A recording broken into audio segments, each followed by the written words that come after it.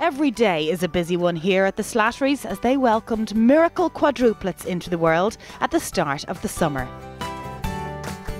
I recently made the trip down to their family home in Limerick to see how they're getting on with their 4 bundles of joy.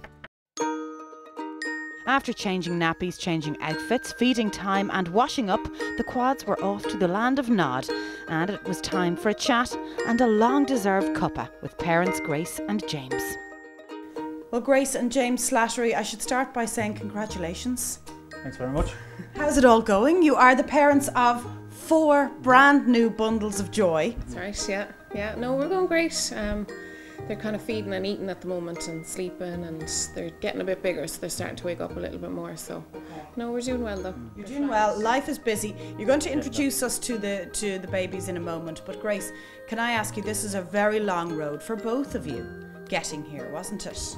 Yeah, it was. Yeah. I suppose we got married 4 years ago, and we thought you get married and have a baby instantly, but you don't. We kind of had 4 miscarriages and before that, so yeah, it's been a long road to finally get our babies that we wanted so much. So after 4 years, you fall pregnant, and you're pregnant with 4 of them. So how do you discover that there's 4 heartbeats in there?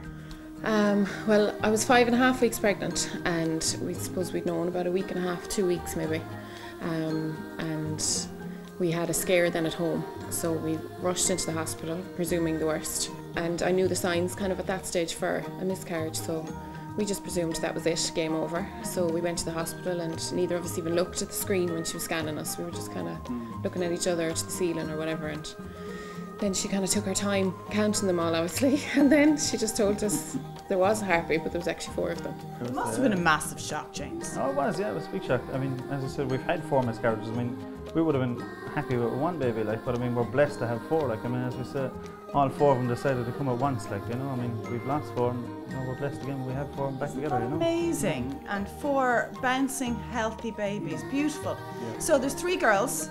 Talk us through them. Amelia Helen, Molly Rose, and Lily Grace, and then Lucas James is our baby boy. Yeah. He's going to be spoiled rotten, isn't he? He's already spoiled. And what were the individual weights? Amelia was the first out. She was 4'3", and then Molly was next. She was, trying to remember, 2'15". She was the smallest. Yeah. And Lily was third. She was 3'4", and then Lucas was last, and he was 3'10".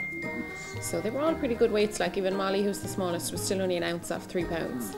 Any of our female viewers who are watching this morning who have gone through childbirth with 1 baby, they probably feel that's traumatic enough, never mind 4. Well, I suppose it was a guaranteed section. I was never going to go and have them myself, so that was never a question mark. And next, I suppose, they had my section scheduled for the Tuesday morning, the 27th, and then my waters broke at 12 o'clock on the 26th, so they just rushed me for a section straight away. There was no question of waiting and seeing what happened, because they couldn't ever put me on a trace because there was too many heartbeats, so they couldn't ever pick up on which heartbeat was which. Or it would be impossible to keep track. Yeah. No.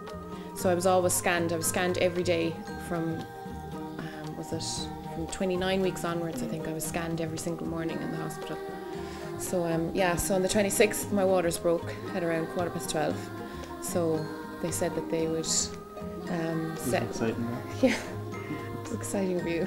It's terrifying for me. This is where I'm going to bring you in, because you arrived at the Rotunda in dramatic fashion, didn't you? I did, yeah. Yeah. I left work. I got a phone call saying drop everything and come. We had the train booked, I suppose, for 3:30 to be up there with my parents, but I was told literally you need to leave right now. It's happening at 3 o'clock. So I rang my dad. He picked me up, everything, the whole outside of work fence. So he picked me up, and we were straight on the motorway, and I rang Grace and I said, look, I don't know if we're going to make it in time. And then Grace said to me, look, you need to get onto the guards, you need to try and get a guard escort up. So I said, they're not going to do it, but eventually I rang them, and yeah, luckily enough they looked after us, and we had a guard escort the whole way from Nina all the way up, and we were met by the motorbike guards inside in Dublin, and they brought us to the front door, you know. So, and I just ran up the stairs and just made it, and as I came bombing down the hallway and ran in and panicked, sweat dripping off me, and Grace was sitting at the edge of her bed, straightening her hair and fixing her makeup and saying, I'm not ready yet. You know, straightening her hair.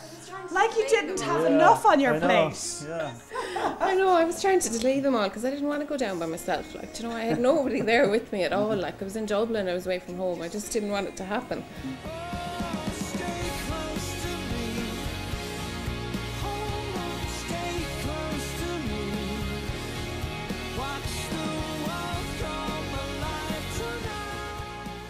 With so many newborns, I had to ask what a typical day was like in Slattery HQ. We might do a feed before we go to work, and then I go in, and then as soon as I come in at 5 o'clock, then it's straight into feeding time, and try and give Grace a break and take over for a while and everything. But instead of give Grace a break, all she's doing is going out doing the bottles and getting the laundry sorted and doing everything. So it might be a break from feeding the babies, but it's not a break from... But it's not a break no, at all. it's Yeah, not a break. that piece of advice always made me laugh, you know.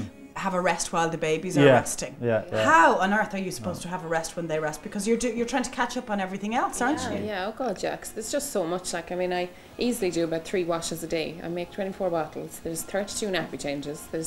And then I try to keep everything stocked as much as I can. So it's like, just to make sure, because I can't run upstairs if I have 4 babies down here, and one is like puking or something is happening. Sure. You know, you can't just... Makes sense. Yeah, you can't. So I need to have everything downstairs and everything upstairs. 4 babies are in a bedroom together, and you very cleverly divided up 2 cots. Yeah.